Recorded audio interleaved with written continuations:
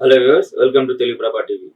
So అఖండ 2 సినిమాకి సంబంధించి ఇది ఊహించని ట్విస్ట్ అని చెప్పాలి. ఒక పెద్ద షాకింగ్ న్యూస్ ఫ్యాన్స్ కి కాదు, సినిమా ఇండస్ట్రీ మొత్తానికి కూడా. అసలు ఈ సినిమా రిలీజ్ ఎందుకు వాయిదా పడింది అనేది మన సీనియర్ జర్నలిస్ట్ యజ్ఞమూర్తి గారి మాటలో తెలుసుకుందాం. Hello sir. Hello Govind. So ఎంతో మంది ప్రపంచవ్యాప్తంగా ఇంకా చెప్పాలంటే పాన్ ఇండియా వైడ్ ఎదురు చూస్తున్న సినిమా అఖండ 2.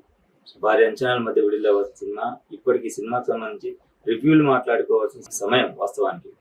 కానీ ముందు పెయిడ్ ప్రీమియర్స్ పోస్ట్ పోన్ చేస్తున్నామని క్యాన్సిల్ అయ్యాయనేది ఒక న్యూస్ సర్క్యులేట్ అయింది. తర్వాత అర్ధరాత్రికి వచ్చేసరికి సినిమా మొత్తానికి వాయిదా వేస్తున్నట్టుగా ప్రకటించారు. అసలు బ్యాక్లో ఏం జరిగింది? అఖండ 2 భారీ ఎత్తున రావాల్సింది ఎందుకు వాయిదా పడింది? సో దీని పర్యవసానాలు ఎలా ఉండబోతున్నాయి? అసలు మొత్తం మీద ఏం జరిగింది వెనకాల? నిన్న మధ్యాహ్నం మద్రాసు నుంచి, చెన్నై నుంచి ఒక న్యూస్ వచ్చింది. అది మద్రాస్ హైకోర్టు ఈ సినిమా విడుదలని నిలుపుదల చేయాల్సిందిగా తీర్పునిచ్చింది అని చెప్పేసి ఒక వార్త వచ్చింది. మొదట చాలా మంది అర్థం కాలేదు, చాలా మంది నమ్మలేదు. ఏంది అఖండ 2 విడుదల వాయిదా ఏంటి, కోర్టు తీర్పు రావడం ఏంటి అని చెప్పేసి అందరూ కూడా ఒక అయోమయ పరిస్థితిలో పడ్డారు. ఆ తర్వాత హైదరాబాద్ కానీ తెలంగాణ వ్యాప్తంగా అసలు ప్రీమియర్ షోస్ టికెట్లే ఓపెన్ చేయలేదు. ప్రీమియర్స్ అనే కాదు, అసలు నైజాం ఏరియా మొత్తంగా తెలంగాణ ఏరియా మొత్తంగా చూసుకుంటే బుక్ మై షోలో అడ్వాన్స్ బుకింగ్ అనేది లేదు, కనిపించలేదు. మళ్ళీ ఏపీలో ఉన్నటువంటి నగరాల్లో మళ్ళీ టికెట్లు అయితే అమ్మకాలు జరుగుతూ ఉన్నాయి. ఇది అర్థం కాలేదు, ఎందుకు జరుగుతుంది ఇట్లా? కేవలం తెలంగాణ ప్రభుత్వం నుంచి జీవో రాలేదు టికెట్ల హైకుల కోసం, అలాగే ప్రీమియర్ పర్మిషన్ల కోసం రాలేదు, దానికోసం వెయిట్ చేస్తున్నారు అని చెప్పేసి అప్పటిదాకా అనుకుంటూ వచ్చారు. సో మొత్తానికి మధ్యాహ్నం 2:30-3 గంటలకి తెలంగాణ ప్రభుత్వం నుంచి జీవో వచ్చింది. అది ఎందుకు చివరి నిమిషం దాకా అది లేట్ అయిందనే విషయం కూడా తెలియదు. వాళ్ళు 600 రూపాయల టికెట్లకి పెంచుకోవడం కోసం టికెట్ ధర నిర్ణయం చేసి ఇచ్చారు. కానీ టికెట్ ధర గవర్నమెంట్లో అయితే పర్మిషన్ ఇచ్చింది, కానీ అసలు షోలే, ప్రీమియర్ షోలే పడని పరిస్థితి ఏర్పడింది. అసలు ఈవినింగ్ వరకు కూడా సమయం దగ్గర పడుతోంది. 8 గంటల షోకి గవర్నమెంట్ ఇచ్చింది పర్మిషన్, కానీ ఆ టైం ఎక్కడెక్కడ ఏ థియేటర్లో పడుతుంది ఏంటి అనేది అసలు ఎవరికి ఏం అర్థం కాలేదు. బుక్ మై షోలో ఏమీ సమాచారం లేదు, ఓపెన్ కాలేదు.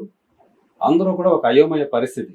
ఏపీలో ఏమో జోరుగా టికెట్లు అమ్ముతాయి, థియేటర్లకి జనాలు హడావిడంతా ఉంది.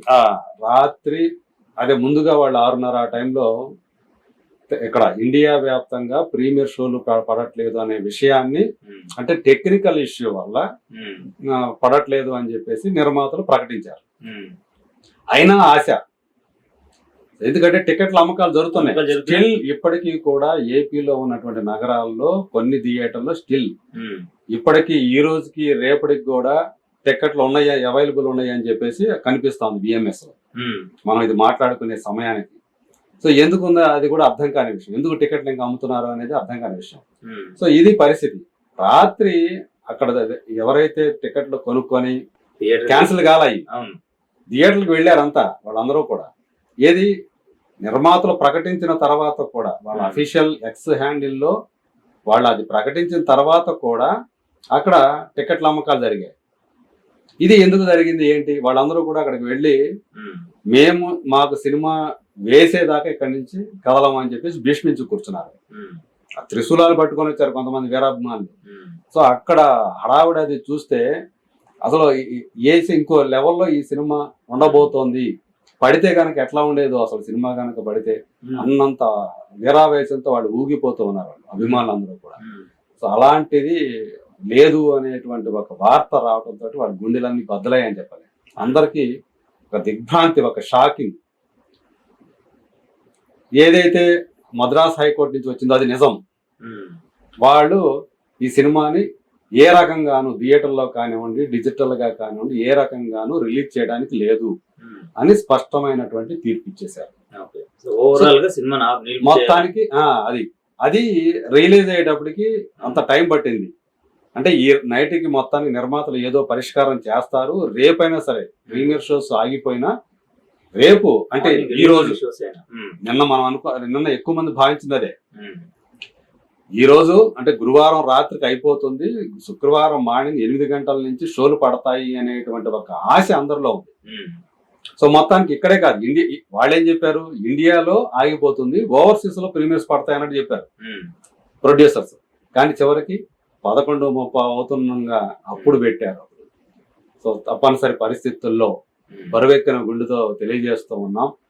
సో సినిమా విడుదల వాయిదా వేస్తున్నాం, మళ్ళీ ఎప్పుడు రిలీజ్ అవుతుందని తర్వాత తెలియజేస్తామని చెప్పేసి ఏదైతే వాళ్ళు పెట్టారో అప్పుడు రియలైజ్ అయ్యారు అందరూ కూడా, నిజమే ఏదైతే మద్రాస్ హైకోర్టు నుంచి తీర్పు వచ్చిందో అది నిజం.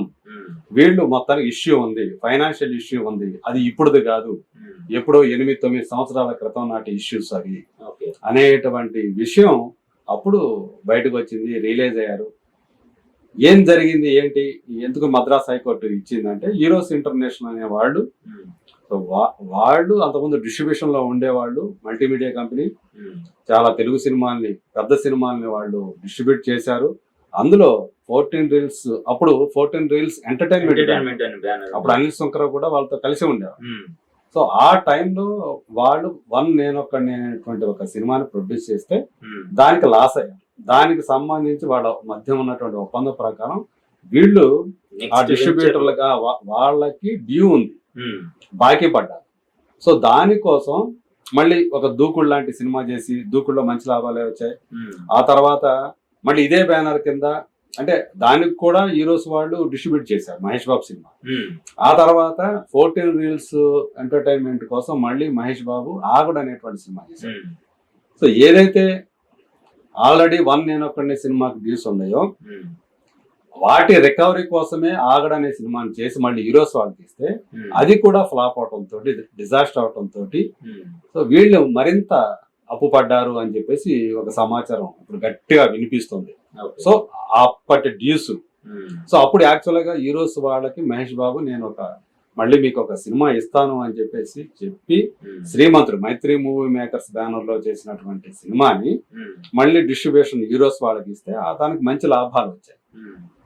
ఆ తర్వాత మళ్ళీ యాక్చువల్ గా ఇదే 14 రీల్ ప్లస్ బ్యానర్, అప్పుడు అనిల్ శంకర్ విడిపోయారు, సర్కార్ వారి పాటని మరి అది ఎలా రిలీజ్ చేశారు, అది కూడా 14 రీల్ ప్లస్ బ్యానర్ ఉంది కదా, అందులో సహభాగస్వామిగా ఉంది కదా మైత్రి మూవీ మేకర్స్ తో అని చెప్పేసి చాలా మందికి ఉంది. కానీ అప్పుడు మైత్రి మూవీ మేకర్స్ వాళ్ళు అడ్డం ఉండడం, అప్పటికే మహేష్ బాబు శ్రీమంతుడు సినిమా చేసి వాళ్ళకి లాభాలు ఇవ్వటంతో ఆ సినిమాకి, మహేష్ బాబు సినిమాకి వాళ్ళు ఎలాంటి అభ్యంతరం పెట్టరా, సర్కార్ వారి పాటకి రిలీజ్ చేయడం. ఎందుకంటే మహేష్ బాబు చేసినటువంటి ఫేవర్ వల్ల అది జరిగింది అని చెప్పేసి తెలుస్తుంది. ఇప్పుడు ఇండస్ట్రీ వర్గాల్లో గట్టిగా వినిపిస్తున్నటువంటి మాట అది.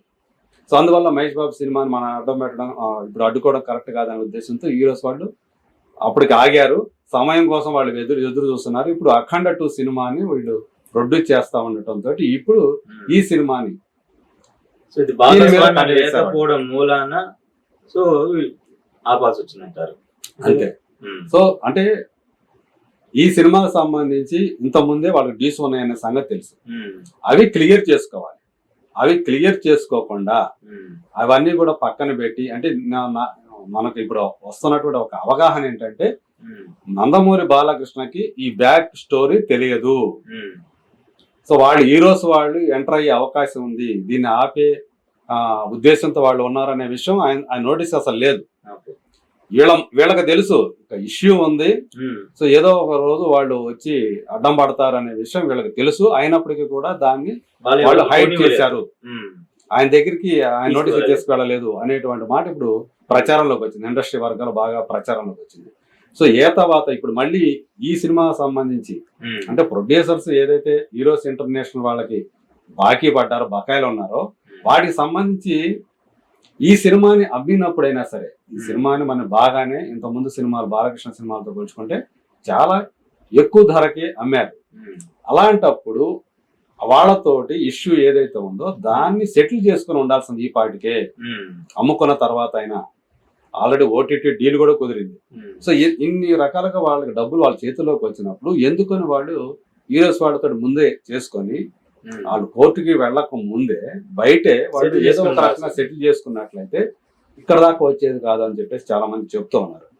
ఇదంతా ఈ పరిణామాలన్నీ గమనిస్తున్నటువంటి ఇండస్ట్రీ వర్గాల వాళ్ళు చెప్తున్నటువంటి మాట అది.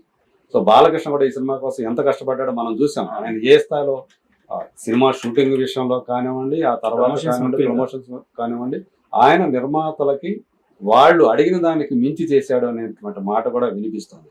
ఎంతో ప్రెస్టీజియస్ గా ఈ సినిమాని ఆయన చేస్తే సో దాన్ని ప్రొడ్యూసర్స్ నిలుపుకోలేకపోయారు. ఒకవైపు హీరోస్ ఇంటర్నేషనల్ ఇష్యూ అలా ఉండగానే ఇప్పుడు కొత్తగా ఇంకొక ఇష్యూ వచ్చింది.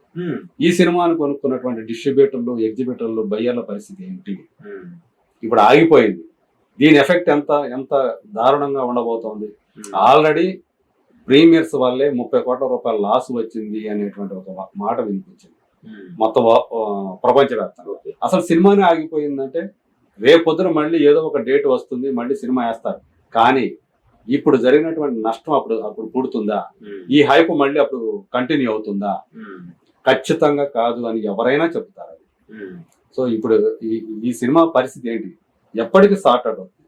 చివరి నిమిషం దాకా సినిమా రిలీజ్ ముందు వరకు వాళ్ళు ఎందుకని దీన్ని ఎదురు చేయలేదు? ఇవన్నీ కూడా చాలా అంటే ఈ ప్రశ్నలన్నీ కూడా చాలా మంది లేవనెత్తుతున్నారు. సమాధానాలు ప్రొడ్యూసర్లే చెప్పాలి.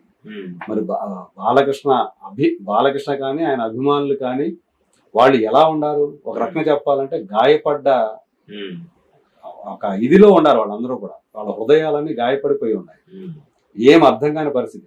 అంటే బోయపాటి బాలకృష్ణ క్రేజ్, ఆ కాంబినేషన్ క్రేజ్ ఏదైతే ఉందో ఈ సినిమాకి బాగా వర్కౌట్ అయినందువల్లే థియేట్రికల్ గా, నాన్ థియేట్రికల్ గా చాలా హ్యూజ్, అంటే అక్కడ 102 కోట్లు, ఈ యొక్క 65 కోట్లు, అలాగే మిగతా శాటిలైట్ కానివ్వండి, ఇవన్నీ ఆడియో రైట్స్ కానీ ఇవన్నీ చూసుకుంటే మోర్ దాన్ 200 crores బిజినెస్ జరిగినటువంటి సినిమా.